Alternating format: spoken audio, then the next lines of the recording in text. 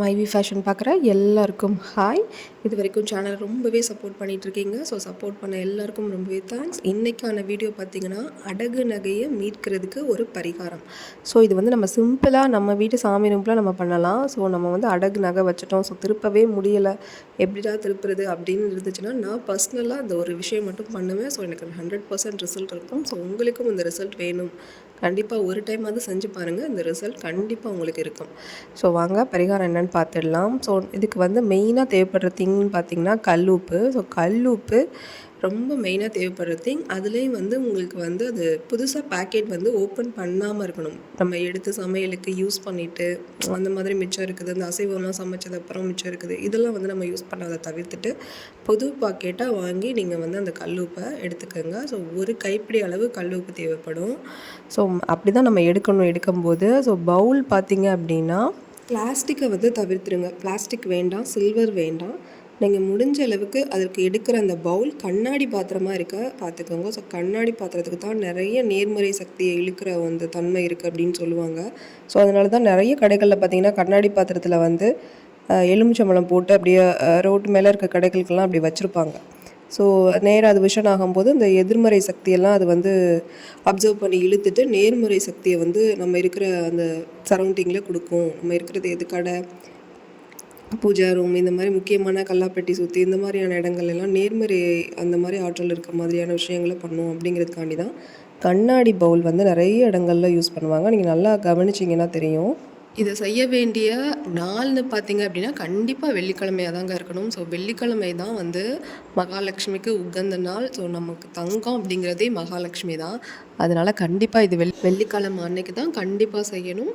அடுத்தது கண்ணாடி பாத்திரம் ஒருவேளை இல்லை அப்படின்னா பீங்கான், இல்லை அப்படின்னா மண்ணகல் நம்மளுடைய கார்த்திகை சட்டி விளக்கு இருக்குது பார்த்திங்களா, அந்த மாதிரி அதில் கூட நீங்கள் இதை செய்யலாம்.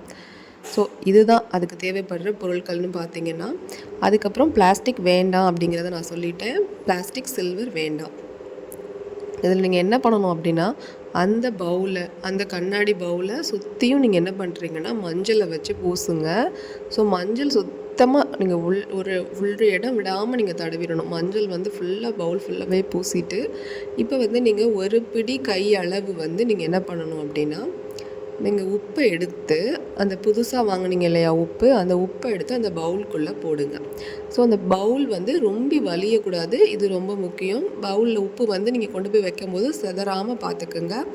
அது அளவுக்கு நீட்டாக இருக்கிற அளவுக்கு நீங்கள் வந்து உப்பு வச்சா போதும், இந்த விளிம்பு வரைக்கும் இருக்கிற அளவுக்கு. ஸோ இப்போ கண்ணாடி பாத்திரம் எடுத்தாச்சு. கண்ணாடி பாத்திரத்தை சுற்றி மஞ்சள் வந்து பூசியாச்சு. அதுக்குள்ளே ஒரு கைப்பிடி அளவுக்கு வலியாமல் வந்துட்டு உப்பு வந்து விளிம்பு வரைக்கும் வச்சாச்சு. அடுத்ததுக்கப்புறம் நீங்கள் என்ன பண்ணுறீங்க அப்படின்னா, ₹1 காயின் இல்லை ₹5 காயின், முடிஞ்ச அளவுக்கு ₹1 வைக்க நீங்கள் ட்ரை பண்ணுங்கள். ஸோ ₹1 காயினை வந்து அந்த உப்பு மேலே வைங்க. வச்சுட்டு அதுக்கப்புறமா என்ன பண்ணுறீங்க அப்படின்னா, உங்ககிட்ட வீட்டில் சின்ன நகை ஏதாவது இருக்கும் இல்லையா, ஒரு தோடு, திருகாணி, மூக்குத்தி, இது மாதிரி இருக்கிற சின்ன நகை அந்த காயின் மேலே வைங்க. காயின் மேலே வச்சுட்டு அதுக்கு மேலே நீங்கள் என்ன பண்ணணும் அப்படின்னா, மஞ்சள் குங்குமம், அதாவது கண்டிப்பாக நீங்கள் யூஸ் பண்ணிக்கிட்டு இருக்க மஞ்சள் குங்குமமாக எடுக்காதீங்க. நீங்கள் எப்படி மஞ்சள் குங்குமம் வாங்குறீங்கன்னா, சின்ன பேக்கெட்டில் கூட விற்கும். சின்ன சின்ன பேக்கெட்டில் ₹2 மஞ்சள், ₹2 குங்குமம், இந்த மாதிரிலாம் விற்கும். அது மாதிரி புதுசாக ஓப்பன் பண்ணுற மஞ்சள் குங்குமம் எடுத்து அதில் கொஞ்சம் மஞ்சளும் கொஞ்சம் குங்குமமும் வச்சு வைங்க. எங்கே வைக்கிறீங்கன்னா, சாமி ரூமில் வைக்கிறது ரொம்ப ரொம்ப நல்லது. சாமி ரூமில் வச்சு நீங்கள் வந்து ஒரு நெய் தீபம் ஏற்றி மகாலட்சுமி கிட்ட இந்த மாதிரி எனக்கு அந்த நகை வேணும், நல்லபடியாக திருப்பி நான் கொண்டு வரணும் அப்படிங்கிற மாதிரி வேண்டிக்கிட்டீங்க அப்படின்னா 100% இந்த விஷயம் நடக்கும். நம்பிக்கையோடு செய்கிறப்ப 100% இந்த விஷயம் நடக்கும். இதை நீங்கள் செய்கிறதுக்கு கண்டிப்பாக உடல் சுத்தம் அப்படிங்கிறது தேவை. நம்மளுடைய பீரியட்ஸ் டைம்லலாம் நம்ம வந்து இதை செய்கிறது தவிர்த்துக்கிறது நல்லது. ஏன்னா நம்ம சாமி ரூமில் போய் தான் நம்ம பூஜா ரூமில் போய் விளக்கு ஏற்றி சாமி கும்பிடணும். அப்படிங்கும்போது கண்டிப்பாக உடல் சுத்தம்ங்கிறது முக்கியம். ஸோ அதனால நீங்கள் என்ன பண்ணுறீங்க அப்படின்னா, உடல் சுத்தமாக இருக்கிற அந்த நாட்களில் வெள்ளிக்கிழமையாக பார்த்து இந்த விஷயத்த செய்யுங்க. ஸோ காலையிலையும் செய்யலாம், நீங்கள் இல்லைனா 6 to 7 அந்த டைம்லையும் செய்யலாம், ஈவினிங்கும் செய்யலாம். அதை சில பேர் இந்த ஹோரையெல்லாம் பார்த்து செய்வீங்க. ஸோ அந்த ஹோரைகள் பார்த்து சுக்கர ஹோரையில் நீங்கள் செஞ்சீங்க அப்படின்னா இது உடனே கண்டிப்பாக ரிசல்ட் தரும். ஸோ அடுத்தது முக்கியமான விஷயம், நீங்கள் அதை செஞ்சதுக்கப்புறம் ஒரு 3 days கழித்து அந்த காயினை எடுத்து உங்களுடைய பணப்பெட்டி இல்லை நீங்கள் எங்கே பணம் சேவிங்ஸ் பண்ணி வைக்கிறீங்களோ அங்கே வச்சுருங்க. அந்த நகையை எடுத்து நீங்கள் உங்களுடைய பீரோவில் நகையெல்லாம் எங்கே ஸ்டோர் பண்ணி வைக்கிறீங்களோ அங்கே வச்சுக்கோங்க. அடுத்ததாக மிக முக்கியமான விஷயம் என்னென்னு பார்த்தீங்கன்னா, ஒரு பெரிய பாத்திரம் எடுத்து அது நிறைய தண்ணீரை வந்து நிரப்பிட்டு, இந்த உப்பு நம்ம வச்சுருந்தோம் இல்லையா 3 டேஸு உப்பு, மஞ்சள், குங்குமம்லாம் பேலன்ஸ் அதில் இருக்கும். அந்த உப்பை அப்படியே வந்து அந்த தண்ணியில் கரைச்சிருங்க. ஸோ அந்த உப்பை அதில் கொட்டி தண்ணியில் கொட்டி கரைச்சிருங்க. ஸோ இந்த உப்பு போல் உங்களுடைய பிரச்சனைகள் எல்லாமே கரைஞ்சிரும். கரைஞ்சதுக்கப்புறமா நீங்கள் அதை கால் படாத இடத்துல ஏதாவது செடியில் ஓரமாக எங்கேயாவது ஊற்றி விட்டுருங்க.